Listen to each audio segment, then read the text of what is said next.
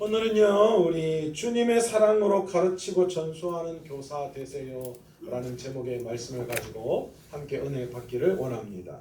오늘 제가 특별히 교사주일로 예배 드립니다 라고 그렇게 말씀을 드렸는데, 사실 교사주일은 교회력에 존재하는 그런 날이 아닙니다. 그러니까 교회력에 존재하는 기념일이 아닌 거예요.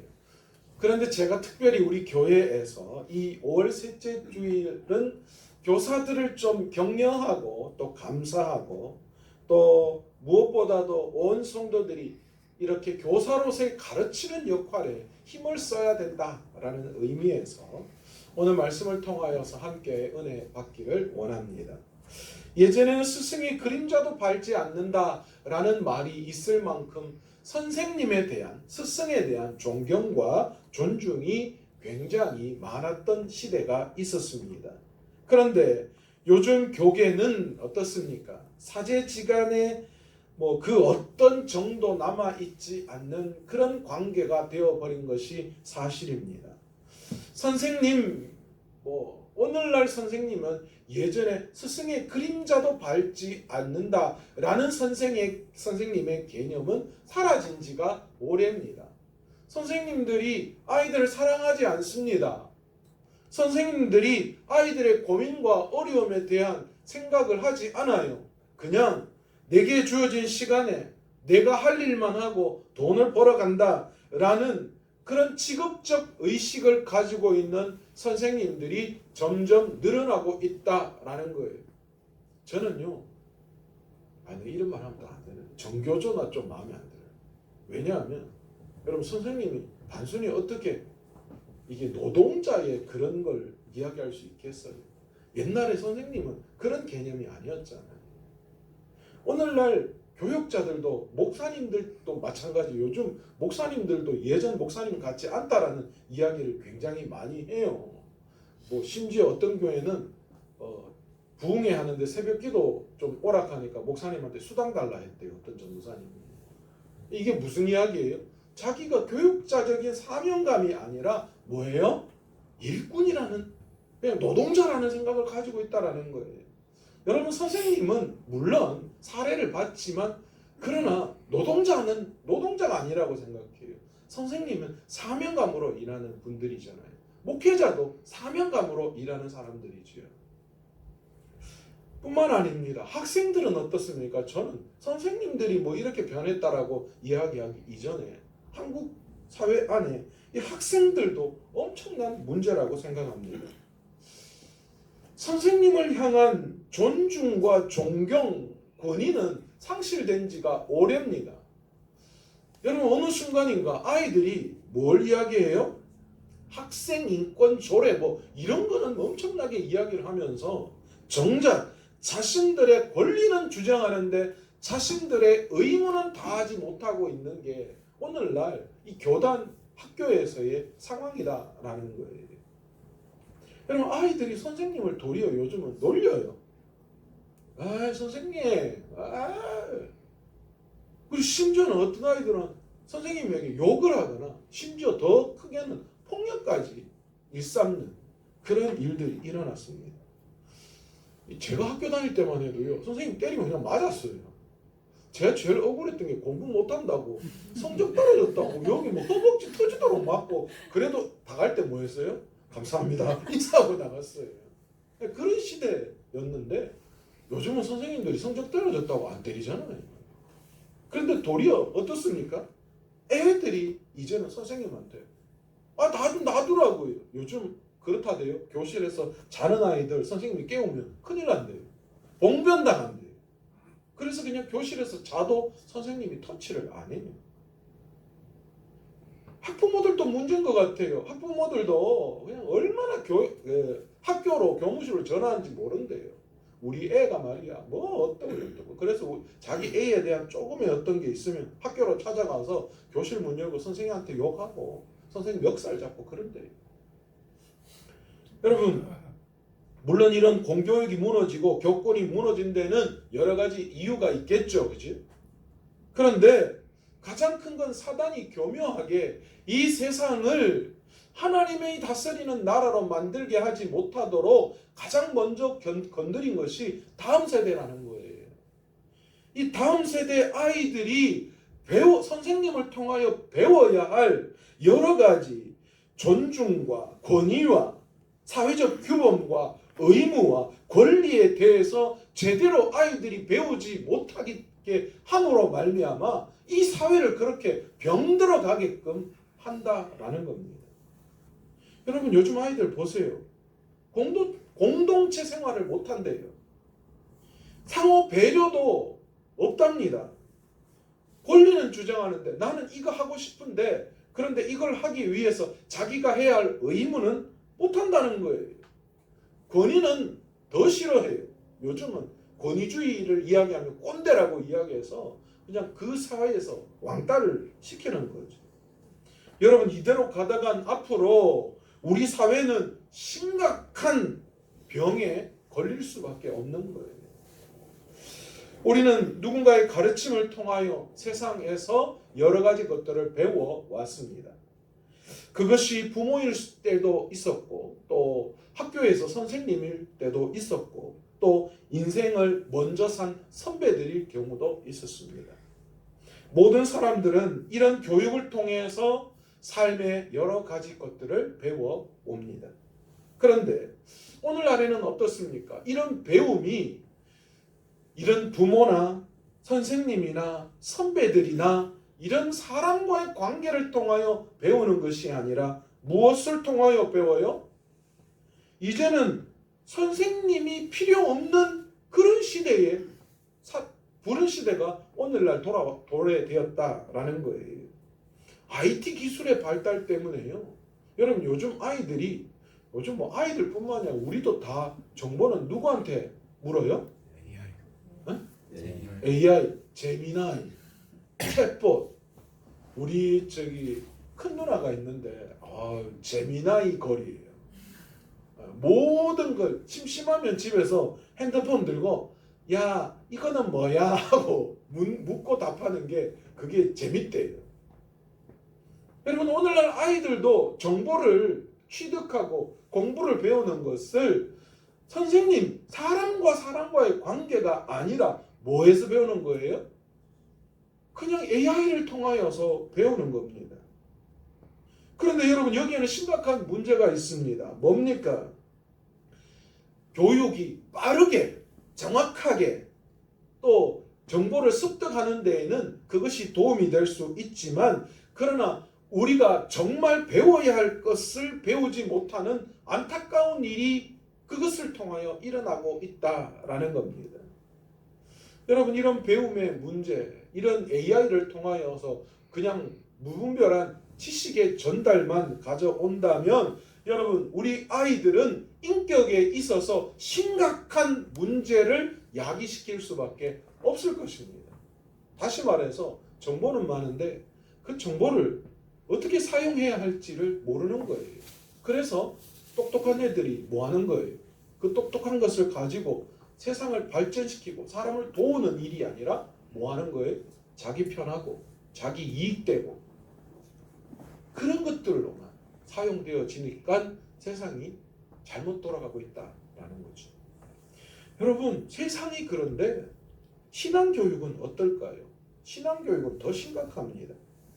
아이들이 하나님의 말씀을 배우려고 하지 않습니다. 왜요? 부모님들도 아이들에게 하나님의 말씀을 가르치지 않기 때문입니다. 요즘 부모님들 특히 교회를 다니는 부모님도 마찬가지예요. 아이들에게 뭘 가르쳐요? 세상을 어떻게 하면 편하게 살 수 있는가?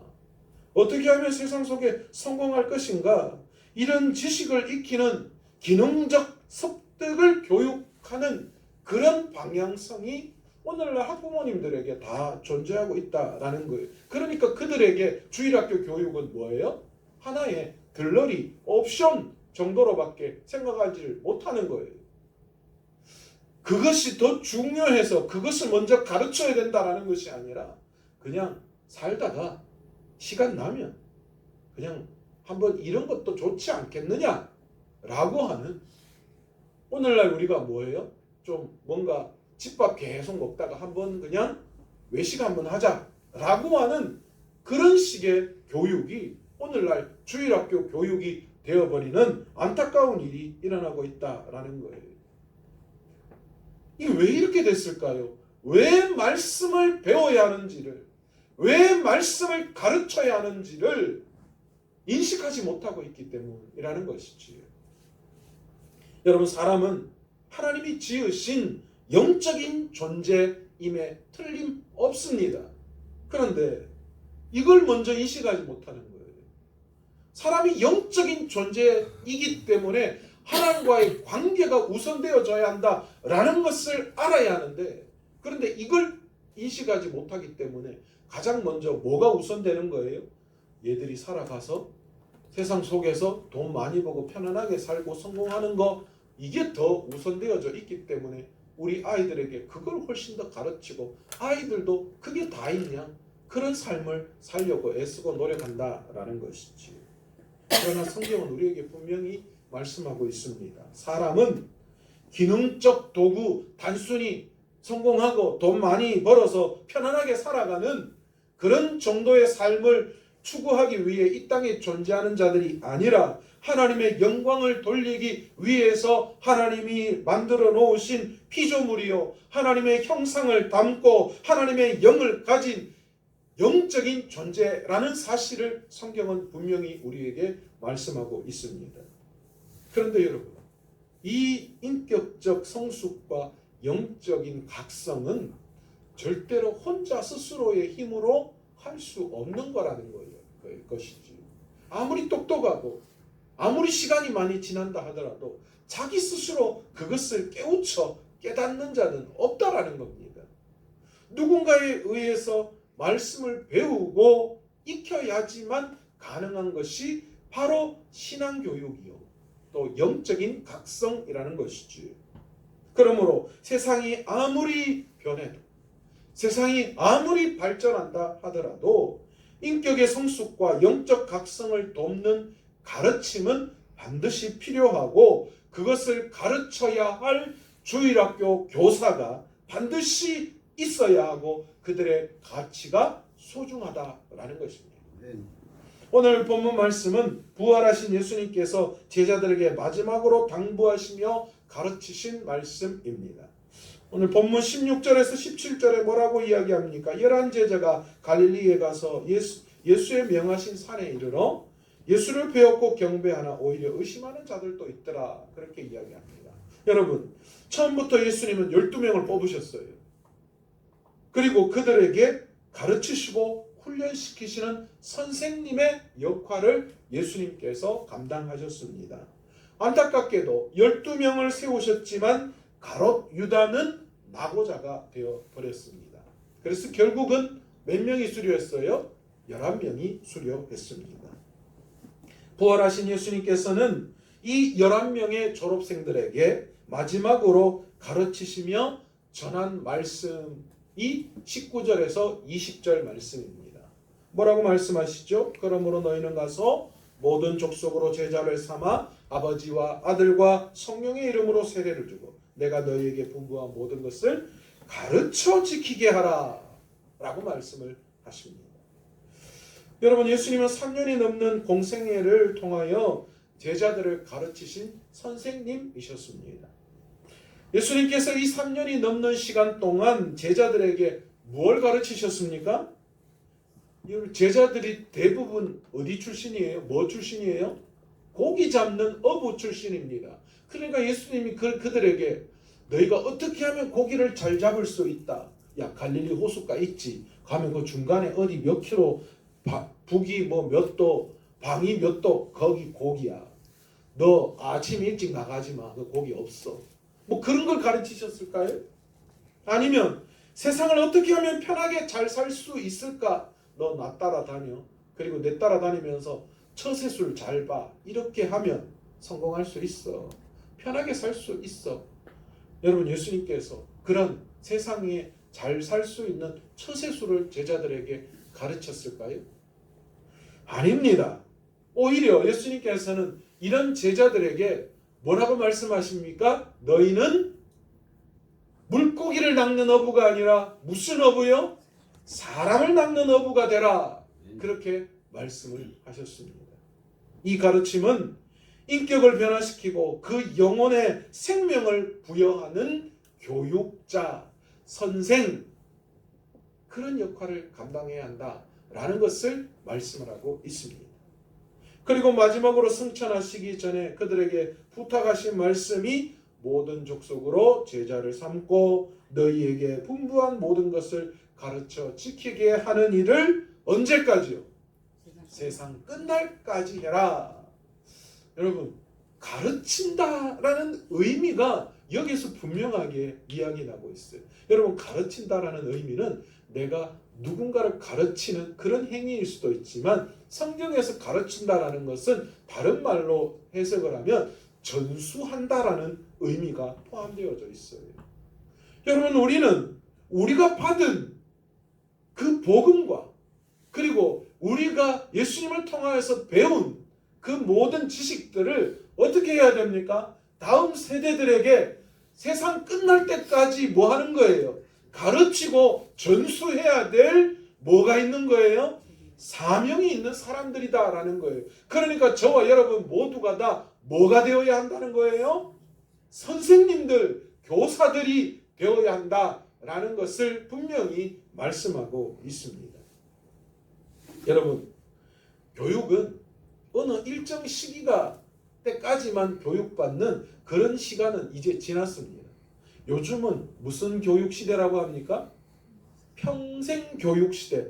그래서 평생 교육 학교가 많잖아요. 그리고 여러분, 그리고 요즘요, 교육 안 받으면 세상 못 살아요.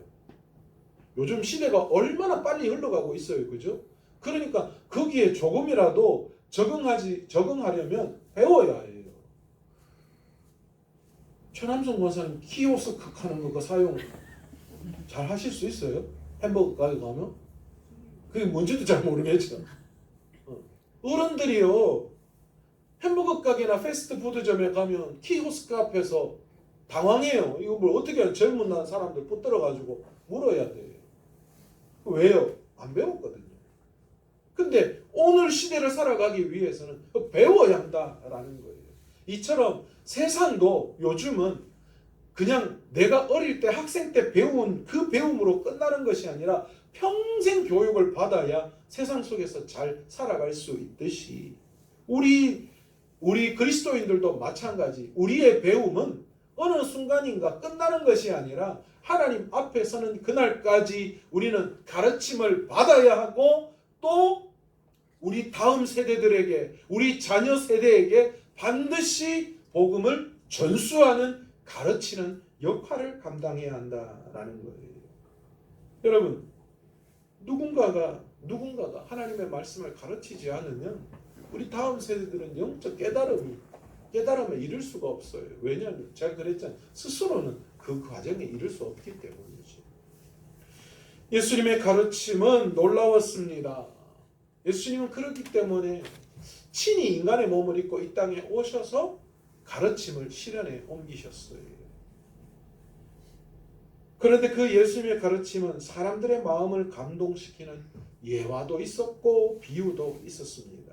그래서 예수님의 말씀을 들으면 곰곰이 생각할 수밖에 없어요. 오늘날도 우리가 성경을 읽으면 참 많은 생각에 잠기게 돼요. 깊이 묵상할 수밖에 없는 게 사실입니다. 그래서 그 깊은 묵상 속에서 늘 들어왔던 말씀인데 어떤 때는 이렇게도 들리고 어떤 때는 저렇게도 들리고 그렇게 역사를 하신다라는 거예요. 그런데 지금 세상은 어떻습니까? 사실 영적인 성숙과 인격의 변화를 위한 가르침이 없습니다. 고작 우리가 가르친다라는 것은 세상을 살아가는 지식을 가르치는 것에 급급하다라는 거예요. 말씀을 배워야 할 아이들에게 가르치는 것이라고는 세상을 살아가는 방법에 대한 그것만 이야기하는 것이 사실입니다. 여러분, 우리가 정말 다음 세대 아이들 앞에서요, 말과 행동 정말 잘해야 돼요. 우리 아이들이 다 보고 있습니다. 여러분, 우리가 지금 우리 아이들에게 뭘 보이고 있는지 한번 우리 스스로의 행동을 판단해 볼 수 있어야 돼요. 내가 말하고 내가 행동하는 것 그것이 혹시나 세상의 욕심과 욕망에 가득 찬 그런 것들이 아니었는가? 아니면 남의 약점이나 비아냥거리고 남의 상처를 덜추어내고 사람을 무시하는 그런 행동들이 정말 아무렇지도 않게 내 안에 나타나고 있지는 않은가? 여러분, 그런 것들을 생각해야 돼요. 여러분, 교회 안에서 대화하실 때 정말 조심해야 됩니다. 왜요? 지금 앉아있는 우리가 가르치고 전수해야 할 다음 세대 아이들이 다 듣고 있기 때문이에요. 우리가 직접적인 가르침의 위치에 있는 사람은 아니더라도 많은 아이들이 교회에 와서 장로님들은, 권사님들은, 집사님들은 이렇게 하는구나 라는 것을 무언으로 가르침 받고 교육받는다라는 거예요. 여러분, 그러기 때문에 여러분, 우리 어른 세대들이 정말 잘하셔야 돼요. 그러면 교회에 오셔서 이제 좀 다른 이야기 하지 마세요. 정치적인 이야기도 좀 그만하시고요. 세상적인 이야기도 좀 그만하시고요. 사람에 대한 평가나 자신의 성공 스토리나 자기를 자랑하는 여러분 그런 이야기 좀 멈추시고요. 진짜 무슨 이야기 해야 됩니까? 말씀 이야기 하셔야죠. 지난주에 들었던 말씀, 수요 예배 때 들었던 말씀, 아니면 내가 말씀대로 살아가면서 부딪혔던 것, 내가 살면서 이런 것 때문에 정말 나는 그리스도인답게 살아가는 게 참 힘들구나 라는 그런 이야기, 그러나 그것을 잘 이겨냈다라는 그런 이야기들을 주고받으셔야 안 되겠습니까? 여러분, 우리 교회가 초창기 화요기도 모임 할 때 우리 교회를 방문한 전에 제가 사역했던 교회 집사님이 계셨는데 그 집사님이 깜짝 놀라시더라고요. 왜 그러냐고 그랬더니, 아니 목사님, 어떻게 성도들이 목사님 주일날 말씀 그걸 가지고 이야기를 하고 그럴 수가 있습니까? 그 이야기를 하더라고요. 자기는 지금까지 교회 생활하면서 그런 적이 한 번도 없었대요. 교회 안에서 말씀 가지고 성도들이 나누고 하는 적이 없었대요. 그런데 목사님 교회는 성도들이 어떻게 그렇게 하냐라고 하더라고요. 여러분, 잘 생각해 보세요. 우리 교회가 그렇게 말씀 앞에 깨어있을 때 하나님께서는 우리 교회에 놀라운 은혜를 부어주셨어요. 그런데 어느 순간 그런 은혜를 나누고 하나님의 말씀을 나누는 그것들이 정지되면서 여러분, 우리 교회가 점점 딱딱하게 굳어가고 있는 그런 모습을 정말 간과하지 않을 수 없다라는 것이지. 여러분, 오늘 우리 아이들에게 영적인 이야기를 들려줄 수 있는 우리 귀한 교사들과 성도들 되시기를 원합니다. 내 삶에 하나님께서 역사하신 이야기요, 내 삶에 하나님을 경험했던 이야기, 믿음대로 살아가다가 고난받는 역경 이야기, 그러나 끝까지 그 믿음을 지켰을 때 하나님께서 어떻게 내 삶에 역사하셨는지, 여러분 그런 이야기들을 성도들과 함께 나누고 아이들에게 들려주시고, 그 아이들이 은연중에 그 이야기를 듣고 나도 당연히 그렇게 살아야 되는구나 라는 것이 내 심적인 마음속에 자리 잡힐 수 있도록 여러분 애쓰고 힘쓸 수 있는 우리 교사들과 우리 성도들 다 되시기를 간절히 축원합니다. 예수님께서는 제자들에게 무엇을 가르치셨습니까? 수많은 예화와 비유를 통하여 예수님께서는 하나님의 나라에 대한 이야기를 하셨다는 거예요. 예수님이 제자들에게요, 너희들 나 좀 대접해. 난 내가 누군 줄 알아. 이씨, 진짜 그러신 적 한 번도 없어요. 도리어 어떻게 하셨어요? 허리에 수건을 두르시고 제자들의 발을 씻겨주신 분이 예수님이셨다라는 거예요. 예수님이 이 땅에 인간의 몸을 입고 오신 것 자체가 여러분 있을 수 없는 일이잖아요. 자신을 그렇게 낮추셨잖아요. 대우받으시려고 오신 게 아니잖아요. 예수님이 이 땅에 뭐하러 오셨어요? 군림하러 오셨습니까? 아닙니다. 죽으러 오셨어요. 여러분, 우리 교사들, 우리가 다음 세대 아이들에게 그런 모습을 보일 수 있어야 하는 줄 믿습니다. 어떤 교수님이 수업 시간에 컵 하나를 가지고 오셔서 큰 돌을 가지고 와서 거기에 컵에 넣었어요. 컵이 작다 보니까 큰 돌 몇 개가 들어가지 않고 꽉 차버렸어요. 학생들에게 이야기했습니다. 여기에 돌이 더 들어갈 수 있을까요? 아무도 학생들이 그럴 수 없다고 다 들어갔다고 이야기했습니다. 그랬더니만 교수님이 자그마한 자갈을 갖고 오셔서 그 컵 안에 다시 자갈을 부었습니다. 그랬더니만 큰 돌 사이사이의 공간에 자갈이 들어가는 거예요. 또 교수님이 학생들에게 물었습니다. 이제 더 이상 들어갈 수 없겠죠? 그랬더니 모든 학생들이 그렇다고 이야기했습니다. 그런데 그때 교수님이 모래를 가지고 와서 그 컵 속에 모래를 집어 넣었습니다. 그러니까 모래가 들어가는 거예요. 저는 그것을 보면서 제 생각에 그 생각이 들었어요. 아, 우리 아이들에게 가장 먼저 무엇을 넣어야 하느냐가 정말 중요하겠구나 라는 생각을 하게 되었어요. 만약 아이들이 세상이라는 것으로 가득 자기의 마음판에 새겨져 버린다면 하나님이 들어갈 자리가 없어요. 그러니 당연히 우리는 그 다음 세대 아이들에게 가장 먼저 뭘 넣어야 할까요? 하나님을 먼저 넣어야 한다. 하나님의 말씀을 먼저 넣어야 한다라는 거예요. 그래서 예수님께서 뭐라고 말씀하셨습니까? 너희는 먼저 그의 나라와 그의 의를 구하라. 너희가 먼저 너희의 삶의 컵에 세상을 채우면 이 세상 채워진 이 마음에 그 세상의 마음을 완전히 다 부어버리지 않는 한 그 어떤 것도 하나님의 영향력이 들어갈 수 없는 거예요. 그러니 하나님께서는 너희는 먼저 그의 나라와 그의 의로 너희의 마음을 채우라 말씀하시는 거지요. 그렇게 될 때에 하나님께서 그 삶을 역사할 수 있는 거예요. 여러분, 유대인들이 왜 어릴 때에 쉐마 교육을 그렇게 열심히 했을까요? 모세 오경을 왜 외우게 했을까요? 그 말씀이 그의 삶에 들어갔을 때에 그 엄청난 영향력이, 그 에너지, 시너지 효과가 나타날 수밖에 없기 때문이지요. 두 번째로 우리 아이들에게 믿음의 본이 되는 교사들과 우리 성도들이 되어야 하는 줄 믿습니다. 여러분, 좋은 스승은 입으로만 말하는 스승이 아니라 삶으로 보이는 스승입니다. 예전에 목사님들 참 위대한 목사님들이 많으셨어요. 근데 가만히 그 목사님들의 설교를 들어보면 설교를 정말 빼어나게 잘하신다? 라는 생각은 잘 못할 것 같아요. 못하는 게 사실이더라고요. 근데 여러분, 그 목사님들이 그 설교의 한마디가 왜 수많은 사람들의 마음을 돌이키고 주께로 가게 했을까요? 그 목사님들은 말씀한 대로 그렇게 사셨기 때문에, 예수님처럼 사셨기 때문에, 제자들처럼 사셨기 때문에, 그렇기 때문에 그런 모습을 본 성도들이, 목사님이 그런 삶을 샀던 목사님이 강단에 서서 예수님이라고 말씀하시는 그 이름 하나에 눈물샘이 쏟아져 나오고 회개가 터져 나올 수밖에 없는 것이죠. 그래서 제가 되게 회개했어요.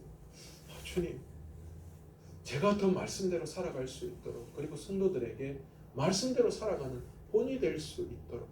우리 목사님 보니까 정말 내가 그렇게 살면 안 되겠다라는 그런 본을 줄 수 있는 삶을 살게 해야 되겠다라는 그런 생각을 다시 한번 다짐하게 되었습니다. 여러분, 오늘 우리가 주일학교 교사로서 또 우리 다음 세대 아이들에게 가르쳐야 할 우리 성도들로서 우리 아이들에게 진짜 예수님처럼, 예수님은 이 땅에 오셔서 말씀만 너희들 이렇게 해야 돼, 저렇게 해야 돼, 이렇게 해야 돼 기록만 남기신 분이 아니시라 어떻게 하셨어요? 친히 본을 보이신 가르침에 교사셨다라는 거예요. 오늘 우리의 삶도, 여러분, 주일학교 교사들은 교실이 아니라 삶이 교실이 되어야 하는 줄 믿습니다. 우리 성도들도 다음 세대 아이들에게 말씀을 가르치는 것이 교실에서 가르치는 것이 아니라 삶을 통하여 가르쳐야 하는, 삶이 교실이 되어져야 할 줄로 믿습니다. 마지막 세 번째로, 이런 교육을 위해서 주일학교 교사에게 진짜 필요한 것은 뭐냐 하면 예수님의 사랑인 줄 믿습니다. 여러분, 오늘날 공교육이 무너졌다라고 이야기하는데 공교육이 무너진 이유가 뭘까요? 돈이 부족했어요? 프로그램적인 방법이 없어서요? 아닙니다. 요즘요, 다음 세대 아이들에게 교육적인 프로그램이나 재정은 흘러 넘쳐요. 요즘 아이들 보면 방과후 시작해서 시설도 그렇고 진짜 좋아요. 애들한테 노트북을 한 대씩 다 줘요. 우리 애도 노트북이 있어. 난 사준 적이 없는데. 여러분 그런 시대를 살아가고 있어요. 그런데 그런 공교육이 무너졌다고 해요. 왜요? 재정적인 문제요? 아니면 프로그램적인 문제요? 아닙니다. 뭐가 사라졌기 때문이에요? 사랑이었기 때문입니다. 여러분 주일학교는요 그런 세상 공교육을 따라가는 그런 교육 되어서는 안 돼요. 한동안은 주일학교가 세상 교육을 따라가야 한다 그러고 막 그래서 재정을 투자하고 방법론으로 막 세상에 있는 좋은 프로그램들도 교회 안에 가지고 와야 된다 그러고 시설도 바꾸고 막 그랬어요. 그래서 효과가 있었습니까? 별로 투자하고 노력한 것만큼은 없었던 것 같아요. 그런데 여러분 저는 우리 교회를 바라보면서 다시 한번 느끼는 게 있어요. 자꾸 과거를 이야기하면 안 되는데 여러분 우리 교회 코로나 전에 우리 주일학교 기억하셔요? 그때 우리 주일학교 등록된 아이들만 100명이 넘었어요. 그때 출석하는 아이들이 매주 20명이 넘었어요. 그런데 더 놀라운 건요. 그 20명의 아이들 넘는 아이들이 교회에서 예배하는데 그중에 교회 다니는 부모님 별로 많지 않아요. 목사님 가정 애들, 집사님 가정 몇 애들 말고 나머지 거의 한 80% 가까이는 다 예수 믿지 않는 가정에서 아이들이 나왔다라는 거죠. 여러분 그때 우리 교회가 솔직히 말해서 뭐가 있었습니까? 좋은 프로그램요? 재정적인 어떤 거요? 없었습니다. 저도 신기했어요. 도대체 얘들이 왜 나올까? 뭐가 있어서 나올까? 심지어 우리 교회가 무슨 교회로 소문난 줄 아십니까? 거기 초등학교에서 검도관 교회.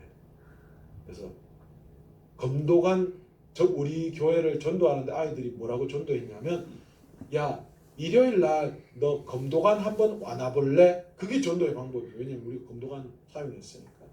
그래서 우리가 뭐 예전에 감자탕 교회가 유명했듯이 우리 교회는 주일학교 검도관 교회로 유명한 교회예요. 여러분 오늘날 아이들 다음 세대 아이들 교육에게 진짜 필요한 것은 여러분 바로 주님이 우리를 사랑하신 것처럼 아이들을 사랑하는 그 사랑의 마음이 우리 안에 있어야 하는 줄 믿습니다. 우리 아이들은 너무 잘 알아요. 이 교사가 이 선생님이 우리 주일학교 성도님들이 자기를 사랑하는지 안 하는지 너무나도 잘 안다라는 거지. 제가 대구에서 전도사 생활, 교육 전도사 생활할 때 중학교 3학년에서 고등학교 올라가는 애 하나가 교회에 왔습니다. 이름이 고등어. 이름이 고성호인데 별명이 고등어예요. 근데 부모님이 이혼을 하셨어요. 그래서 엄마 밑에서 자라나는데 이미 이제 좀 날렸어요. 가수가 된다라고 하고 막 날려다니고 못된 애들하고 놀려다니고 막 그러는 거예요. 제가 이게 감당이 안 되는 거예요. 맨날 가출하고 막 맨날 쫓아다니고. 그래서 제가 때로는 걔를 불러서 진짜 야구방망이로 엉덩이 터지도록 때렸어요. 엄마한테 물론 이야기하고요. 아이고 제가 이 애 좀 해야 되겠다고, 이게 안 되겠다고, 좀 제가 좀 매를 대겠다고 말씀 다 드리고 때렸어요. 진짜 막 박박 기도록 제가 때렸거든요. 근데 얘가 저한테 반항을 못했어요. 반항 못하는 게 사실이죠. 쟤같이 이래 덩치 크고 그때도 인상 안 좋았거든요. 그런 것도 있었겠지만 그러나 걔가 저한테 덤비지 못하는 이유가 있었어요. 왜냐? 지가 가출하면 제가 3일씩 4일씩 쫓아다녔어요. 잡으러. 그래서 막 자기들 어울리는 그 뭐 떡볶이집 앞에 있으면 제가 목덜미 잡고 완전 잡아오고 저희 집에 그때 포항이었는데 대구에서 포항까지 우리 집에 데리고 가서 재우기도 하고 경찰서에 잡혀가면 제가 가가지고 부모님 대신 그거 해결하기도 하고 학교에 문제 일으키면 제가 가서 학교 선생님한테 사과하고 제가 주일학교 다니는 선생님인데 제가 좀 잘 교육하겠습니다 하고 그렇게 또 해결하고 제가 그렇게 하니까 얘가 저한테 그럴 수가 없는 거예요. 내가 지 아기를 얼마나 사랑하고 관심 있는지를 아니까 제가 하는 어떤 것도 자기가 어떻게 할 수가 없는 거예요. 제가 그 교회를 떠나와서 우리 교회 온 지 얼마 안 됐는데 어느 날 갑자기 전화 한 통이 왔습니다. 그런데 그게 누구냐? 제가 그때 담당했던 고등어였습니다. 목사님, 저 누군지 아시겠어요? 제가 잘 모르겠는데 저 고등어예요. 이미 이제 결혼하고 애 아빠가 되어 있고요. 건실한 직장에 잘 다니는 한 청년이 되어 있더라고요.